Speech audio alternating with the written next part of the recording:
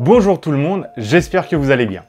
Moi je suis ravi de vous retrouver pour cette nouvelle vidéo qui aujourd'hui sera consacrée à un petit appareil argentique compact cher à mon cœur. Mais ça, c'est juste après l'intro. Bonjour tout le monde, moi c'est Jérôme. Si vous êtes nouveau sur la chaîne, je suis passionné de photographie et tout particulièrement d'argentique en noir et blanc. J'essaye de vous partager ma passion et de vous faire découvrir de nouvelles choses au travers de vidéos tutos, de présentations de boîtiers, pellicules, produits, et je vous emmène avec moi pour quelques jolies balades photos. Allez, c'est parti! On a tous possédé un objet dans notre enfance qui nous évoque plus de choses qu'un autre. Cette fameuse Madeleine de Proust qui nous fait instantanément retomber dans le passé et nous ramène à des souvenirs plus ou moins lointains. Eh bien, dans mon cas, il s'agit du cadeau de Noël de mes parents quand j'avais une dizaine d'années. Aujourd'hui, je voulais vous présenter ça.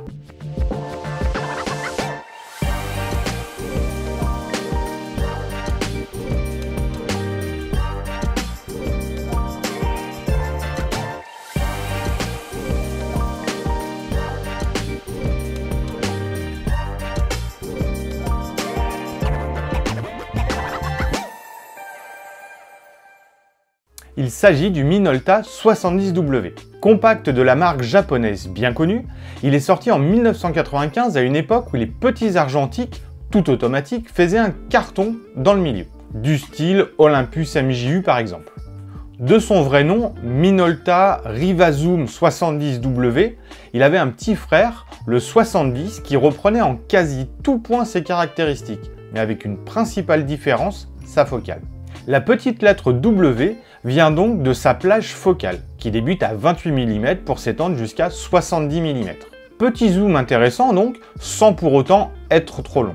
Et c'est justement ce qui en fait la force. Avoir une plage focale assez large dans un appareil qui se veut très compact. Forcément, la taille est un peu au détriment de l'ouverture, qui va de 3.5 à 8.4. Mais ça reste dans les classiques de l'époque sur ce type d'appareil. Autant le dire tout de suite, quand on utilise ce petit appareil, nous ne sommes pas en présence d'une machine de guerre en termes de caractéristiques. Mais clairement, c'était pas le but à l'époque. On reparlera plus tard dans la vidéo de la qualité des rendus. Et c'est loin d'être ridicule, vous verrez. Dans mon cas, il faut se remettre dans le contexte de l'époque au milieu des années 90. J'avais à peine plus de 10 ans et j'avais découvert la photo quelques années auparavant. J'avais débuté tout jeune avec un petit Agfamatic. Il faisait plus jouet que vrai appareil photo. Et là, pour le coup, la qualité n'était pas vraiment au rendez-vous. Il faut dire aussi que niveau composition, j'avais du chemin à parcourir aussi. Ça vendait pas du rêve, mais c'est comme ça que j'ai pu découvrir la photo et me perfectionner. Mes parents possédaient déjà un joli boîtier réflexe de chez Minolta, également un XGM. Robuste et de qualité, mais forcément un peu technique à utiliser pour un enfant.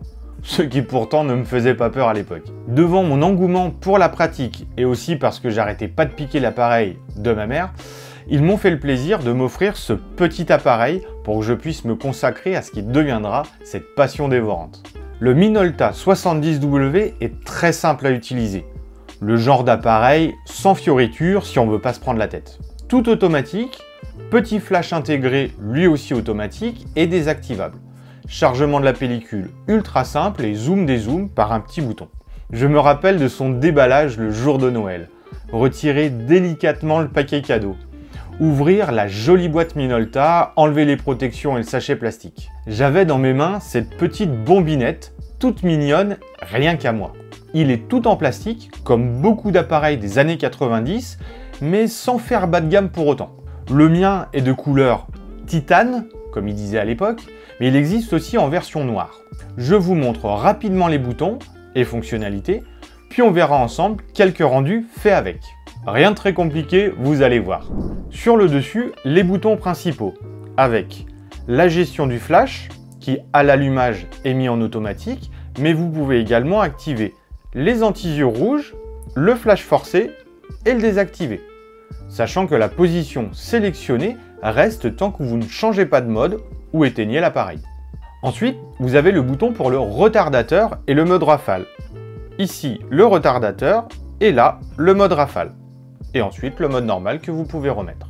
Alors, en mode rafale, on n'est pas sur du 20 images secondes. Il me semble qu'il est donné pour 1,5 photos par seconde a priori. Et enfin, Troisième bouton sur la droite, celui des modes. À l'allumage, il est sur la position automatique et vous permet de varier sur le mode macro, qui fera spécialement le point entre 40 cm et 1 mètre, un mode portrait de nuit a priori, je ne l'ai jamais testé, et un mode paysage qui coupe automatiquement le flash. Le compteur de vue est juste ici et va s'incrémenter jusqu'à la fin de votre pellicule. Et bien sûr, le déclencheur. Sur la face arrière, vous avez les deux petites diodes pour indiquer si la mise au point est verrouillée et si la lumière est suffisante ou risque de manquer, vous proposant d'utiliser le flash. Libre à vous de suivre ou non, ça ne bloque pas la prise de vue. Le viseur, effectivement tout petit, mais qui s'avère plutôt lumineux. Ne cherchez pas d'indication de vitesse ou ouverture, il n'y en a pas. Vous voyez juste le collimateur central pour l'autofocus et deux petites marques de décentrement à utiliser lorsque vous êtes proche de votre sujet en macro. Le bouton on-off juste ici, sachant que l'appareil se met en veille au bout d'un moment d'inactivité. Et enfin, le bouton du zoom à double sens. À gauche, on dézoome, à droite, on zoome. Et pour finir, la petite fente de vue pour voir votre pellicule si jamais vous ne vous rappelez plus ce que vous avez mis dedans. Pour ouvrir le dos, rien de compliqué. Côté gauche, un petit bouton à descendre qui libère le dos et vous permet de mettre votre pellicule sur la partie droite. Juste ici. On verra le chargement juste après. Côté droit, la trappe pour la pile. L'appareil utilise une CR123 au lithium en 3 volts. Pas le modèle le plus courant, mais pas non plus compliqué à trouver. Sur la face avant, on retrouve la diode du retardateur et derrière ces deux petites zones noires, le système d'autofocus par infrarouge. Au centre, vous retrouvez le viseur. Vous retrouvez également le volet de l'objectif qui s'ouvre à l'allumage. Bien pratique pour éviter les poussières. Et enfin, le petit flash qui en fait de même. A noter qu'il reste toujours ouvert même s'il est désactivé. Comme vous venez de voir, il s'agit donc d'un appareil très simple, clairement destiné à l'époque à une utilisation familiale. Sa taille vous permet de le glisser très facilement dans une poche ou dans un petit sac. Et comme l'objectif est bien protégé derrière la petite porte, quand l'appareil est éteint, à moins d'être un sauvage, ça ne craint vraiment pas grand chose. Avant de vous montrer des rendus, je voulais vous reparler du chargement et du viseur. Pour charger une pellicule, c'est très simple. Il prend en charge le format classique 35 mm et prend des photos en 24 par 36. On ouvre le dos avec le petit loquet, on glisse la péloche tête en haut et on emmène l'amorce côté gauche.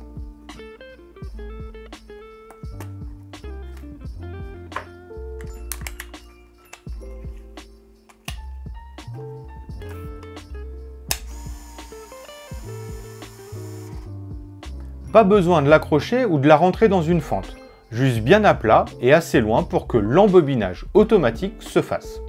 Il vous suffit de refermer le dos, ça arme tout seul et le tour est joué. Vous allumez et pouvez faire vos photos immédiatement.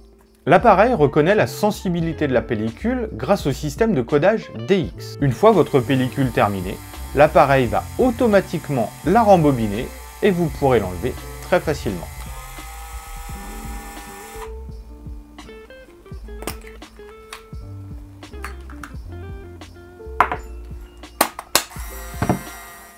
Reparlons un peu du viseur. Alors oui, il est tout petit comme je vous disais déjà, mais chose super pratique pour l'époque, lorsque vous allez zoomer avec ou dézoomer, vous allez pouvoir visualiser directement votre angle de vue. On n'est pas sur une visée à travers l'objectif comme sur un réflexe, mais vous pouvez voir votre changement de cadrage instantanément. C'est clairement un point fort de ce petit boîtier et c'est vraiment plutôt précis. Donc, en résumé, ce petit Minolta 70W est simple d'utilisation, léger avec ses 240 grammes, très compact, et couvre une belle plage focale de 28 à 70 mm.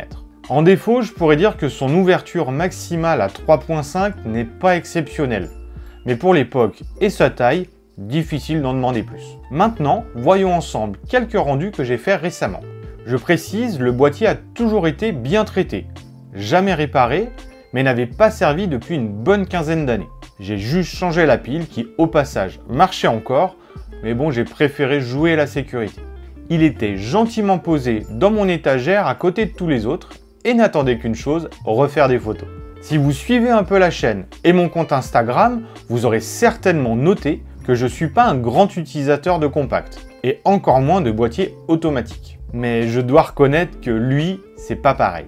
Dès que j'ai remis les mains dessus, tellement de souvenirs sont revenus, et j'avais justement envie de vous partager ça. Difficile de vous transcrire toutes ces émotions, mais je pense que vous l'aurez compris, cet appareil n'est pas juste un petit compact parmi tant d'autres pour moi. Je ne vous le cache pas, la météo n'était pas exceptionnelle ces derniers temps, alors c'est tout gris, et pas très péchu en termes de lumière, mais ça donne une belle atmosphère quand même. J'ai chargé une Ilford Delta 400 et je me suis baladé dès que j'ai trouvé un petit moment. Il est tellement petit que je n'ai même pas eu à prendre de sac avec moi. Et ça, c'est quand même un autre délire par rapport à d'habitude. Première photo. Juste après l'avoir chargé dans ma voiture, ambiance pluvieuse, des pavés mouillés. J'avais envie de voir ce que ça pouvait donner à travers une vitre. Et en faisant la mise au point sur l'arrière avec une zone plutôt proche du rétro. Sans être exceptionnel, je lui trouve un petit quelque chose. Une ambiance que j'aime bien.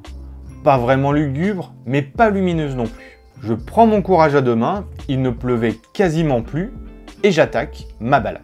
Bon, la pluie est vite revenue, mais pas grave, j'allais pas fondre. Scène banale de personnes attendant le bus, mais pas de visage clairement défini. Ça, c'était intéressant.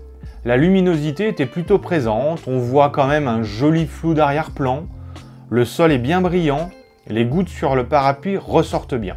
Une compo qui fonctionne, je trouve.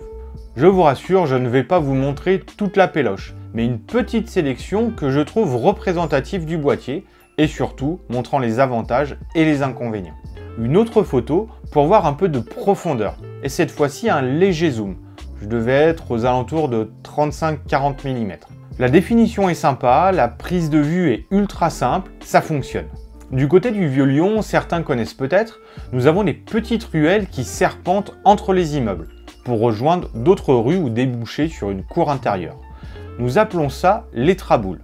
Forcément des zones peu éclairées, même quand il fait super beau. Alors je me suis dit, challenge, on va voir ce qu'il a dans le ventre ce petit boîtier. Escalier d'époque, passage vraiment très sombre et donc forcément, ça n'a pas loupé, temps de pause assez long. La photo n'est pas ultra nette, avec un léger flou de bouger, même en faisant mon maximum justement pour ne pas bouger. Dès que la luminosité manque, on touche vite aux limites du boîtier. Et pourtant, j'avais une péloche à 400 ISO. Dans certaines situations, il faudra peut-être envisager une plus grande sensibilité, ou du moins être conscient de ses limites. Petit détour par un parking. Je ne sais pas pour vous, mais moi je trouve ce genre de lieu souvent inspirant. Ça peut être graphique, lugubre, super éclairé ou pas du tout. Le 28 mm permet quand même une jolie focale grand angle. C'est vraiment appréciable. Ruelle pavée, un petit café avec quelqu'un en terrasse qui prend son temps. Je me suis dit qu'il y avait quelque chose à faire. Je voulais être discret et rapide, mais l'autofocus n'a pas vraiment suivi. Ou plutôt, je n'ai peut-être pas été assez précis. Le point est plutôt fait sur l'arrière-plan et non sur le personnage. Un peu dommage, mais rien de très dramatique non plus. Juste, on touche là aussi un peu les limites du boîtier. L'autofocus est honnêtement plutôt précis, mais encore faut-il lui donner le temps de faire le job. Amis cheminots, c'est pour vous. Une petite gare, des rails et des trains, il n'en fallait pas plus pour aiguiser ma curiosité. Franchement, je trouve que c'est très propre. Les photos ont un joli rendu, sans pour autant réussir à rendre le niveau de détail que j'ai l'habitude d'avoir avec de la Ilford Delta sur d'autres boîtiers. Bon, je dois reconnaître aussi que les compos sont assez banales. Je voulais surtout tester le boîtier et vous proposer des rendus, avec une bonne diversité de situations. Des petits potes, volatiles, rencontrés au détour d'un croisement, photos faites à main levée sans regarder dans le viseur. Ça marche plutôt bien sans être vraiment dingue. De là à dire que c'est un boîtier fait pour la photo de rue, quand même pas. Mais avec un peu d'habitude, ça peut faire des trucs sympas.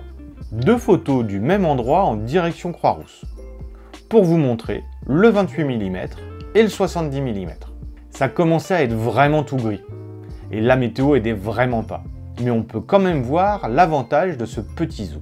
On garde du détail, mais on sent quand même qu'à 70 mm, l'optique patine un peu niveau piqué. Ça reste largement exploitable, mais c'est un peu moins bon qu'à 28 mm. Et enfin, une petite dernière sur le retour.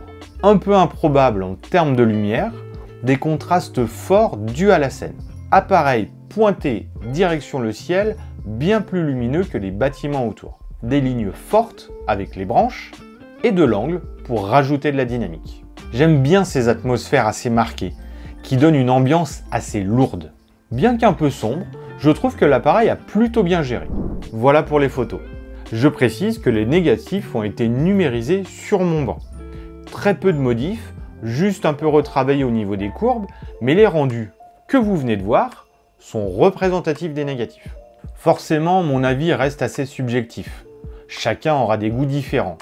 Mais j'ai vraiment été de nouveau agréablement surpris par ce petit boîtier. Madeleine de Proust, souvenir capturé il y a plus de 20 ans, il est encore totalement capable de faire de jolies choses. Les photos ne sont à mon goût pas exceptionnelles en termes de qualité pure, mais c'est pas ce qu'on doit rechercher avec ce type d'appareil. C'est avant tout la simplicité, le fait de l'avoir dans une poche et de ne pas se prendre la tête. J'ai pris beaucoup de plaisir à faire cette petite balade pendant 2 heures environ. Sortir pour une fois de mon exigence habituelle en termes de réglage, netteté, et juste me concentrer sur mes compositions et le moment présent. J'espère que cette petite présentation boîtier vous aura plu. J'ai été ravi de vous partager tout ça. Pour soutenir la chaîne, rien de plus simple. Vous abonner si ce n'est pas déjà fait, ça m'aide beaucoup, et liker si vous avez apprécié. Je vous invite aussi à retrouver mon compte Instagram, juste ici, sur lequel je publie régulièrement mes photos. Si vous avez des remarques, des questions, n'hésitez pas à me laisser un petit commentaire, je me ferai un plaisir d'y répondre. Je vous dis à très vite pour de nouvelles aventures argentiques. D'ici là, prenez soin de vous et surtout, n'oubliez pas de shooter.